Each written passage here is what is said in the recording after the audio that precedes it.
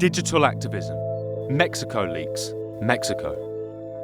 This recently launched independent whistleblowing platform allows citizens to safely leak important documents into the public domain via secure technology. As well as threats to journalists from organised crime, the Mexican government has recently put new restrictions on free expression and demonstrations, ramping up the need for tools that can help fight censorship. Mexico Leaks allows anonymised contributors to easily send information to a group of verified independent journalists and editors, establishing a secure line of information in a country where more than 90 journalists have been killed in the last decade. When prominent Mexican broadcaster Carmen Aristegui was fired for her connection to Mexico Leaks, many woke up to the potential for this tool to have an impact.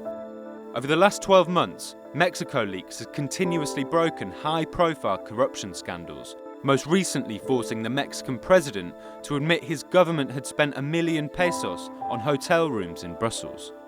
So Mexico Leaks, it's a very interesting platform because it's calling on public servants, ordinary people who know about corruption, to tell their story, to go out and hand in the documents. And I think that's key in Latin America, where corruption is the real bad guy today.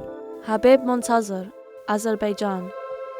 A voracious activist and a leading light on Azerbaijani social media, Habib Montazor has used simple tools like Facebook, Twitter and WhatsApp to bypass profound censorship and ensure the wider world is aware of the authoritarianism in his country. Living in exile, Montazor uses social media to great effect.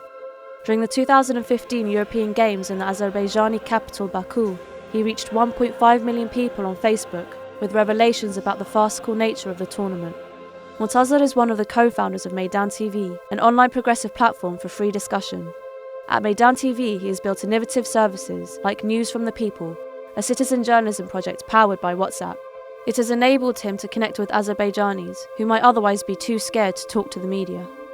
Despite personal threats and the Azerbaijani government arresting and detaining fellow members of Meydan TV, Montazor continues to broadcast independent news and opinions using the simplest tools available to all of us. He's extremely important, and he's been extremely successful in getting the message out there concerning what's actually happening in Azerbaijan. He's one of the people who brings the focus to the human rights violations, to the censorship, to the corruption that's happening there, and he's built up over 1 million followers, which is absolutely incredible. Dokuz8 Haber and Gökhan Biçici, Turkey. Gökhan Biçici was a reporter and editor for Turkey's IMC TV, who was badly beaten in the 2013 Gezi Park protests, a gruesome incident that made headlines around the world.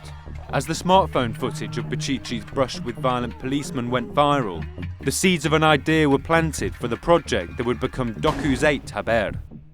Independent Turkish journalists are inhibited from speaking out by a combination of physical harassment and repressive legal obstacles, including outlandish criminal defamation and anti-terrorism laws. Haber means news in Turkish, and Dokuz8 is a citizen journalism newswire, sidestepping the rapid deterioration of press freedom by placing the power to tell stories directly in people's hands. Central teams train civilians and gather their smartphone news contributions from across the country, creating a commons newsroom and live stream coverage of key events, all while encouraging grassroots support for press freedom. What Dokuz8 does really well and really interestingly is harness the power of citizen journalists to tell stories that mainstream media just can't tell at the moment. And it's the kind of journalism that I think we are going to see flourish, I hope, more in Turkey as journalists challenge the increasingly tight censorship of the press. GreatFire, China. An organisation made up of just a handful of anonymous individuals, GreatFire have bravely taken on the Chinese government's oppressive internet firewall. China has enormous resources for censorship, but GreatFire have met the challenge with immense imagination, continuously developing accessible new digital tools that bring wider public access to restricted websites and media. Impressive initiatives inside China include free books, enabling readers to easily obtain digital copies of censored books. Their popular free Weibo service offers an uncensored version of Sina Weibo, liberating users of China's heavily censored version of Twitter. And in 2015, GreatFire launched a remarkable new Android app, which gives unsuppressed access to the web in any country with internet censorship.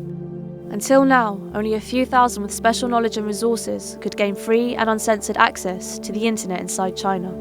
Thanks to GreatFire's efforts, that number is now in the hundreds of millions and still climbing. If you look at how they've been so innovative in using technology to combat firewalls and censorship, to get news and information to people on the ground in China. And interesting that they have been hacked and attacked, and they were able to resist that. I think it's phenomenal what they've done. Love Matters International. This international multimedia web platform has autonomous local branches in Latin America, Africa, India, China, and Europe. Its aim is to confront taboos on sex, love, and relationships, primarily through encouraging discussion and sharing information. They take on the topic in countries where censorship and self-censorship is rife. Initially set up and supported by the Dutch broadcaster Radio Netherlands Worldwide, Love Matters changes its focus and tactics according to each region's unique culture and sensitivities. Locally driven projects in the past year stretch from an online campaign to increase awareness of marital rape in India, to the 2015 Love Awards, the first music awards in Kenya dedicated to songs related to pleasure and sexuality. With tens of millions of page views across the project, Love Matters has had a huge impact on improving discussion around sexual health and its many taboo areas. It is somewhere anyone can question, discuss, and learn about sex and love for themselves, free from stigma. Love Matters really stood out for me because it's an enormously important subject, sexual health. And not only that, it's worldwide. So there's an entire generation of young girls and guys who can reach out anonymously and ask questions and get support and help. It's shining a light in countries where, gang rape is a huge thing and sexual health has an enormous amount of stigma. So anything that makes it more acceptable to talk has to be a really important thing.